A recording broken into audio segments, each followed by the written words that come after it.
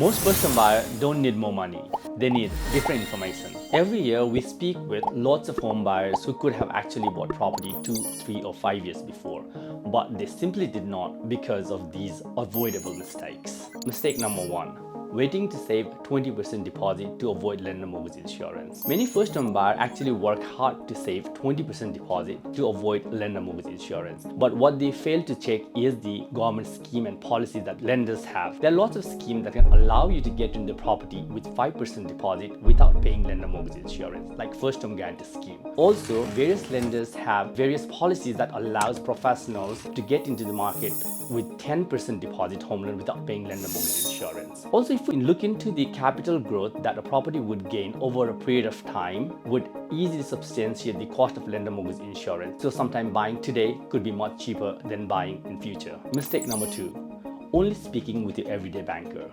What most client does is go and speak to their everyday banker. What bank do is they only can tell you whether or not they can approve the loan. If they can't approve, they're not going to tell you who else is going to approve the loan. Different lenders have different lending guidelines.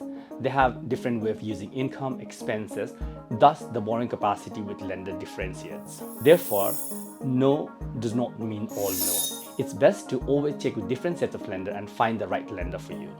Mistake number 3. Trusting online borrowing calculators. Many people come to us with the figures from online borrowing calculators, which in many times is not true because online borrowing calculators are not based on the lender's policy. They are just in marketing tools and does not provide you with actual borrowing capacity. It's best that you talk with someone and get your actual borrowing capacity through different sets of lenders because different lenders would assess income versus expenses in a different way and have a separate borrowing capacity, which means that if you get the right borrowing capacity, then you can get the right amount pre-approved for yourself, which will allow you to get into the market with confidence. Mistake number 4. Getting emotionally attached before getting clarity. Many times clients do look at the property, they like it and they want to purchase the property and then start looking to arrange the loan. But it should be otherwise. They need to know their borrowing capacity, they need to know their deposit, then that will help them find out the achievable purchase price. Once they know the achievable purchase price, they know where to look and what to buy. So the best thing is find your borrowing capacity. This would not only help you with targeting the right property, but because you also have a pre-approval, you're confident to go in the market and make a stress-free purchase. What to do instead? A smarter first-time buyer framework. Understand the deposit requirement. Based on the deposit requirement, you'll be able to know whether or not you qualify for different schemes, what is the achievable purchase price based on the deposit that you have. You'd also want to not rely only on the online calculators, actually talk with someone and find the borrowing capacity. Because different lenders have different borrowing capacity. Maybe a mortgage broker can help you find the right borrowing capacity with the right fit lenders that you can work with.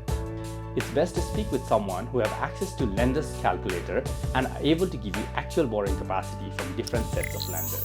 Third, not only relying with your everyday banker. Your everyday banker just works on one policy.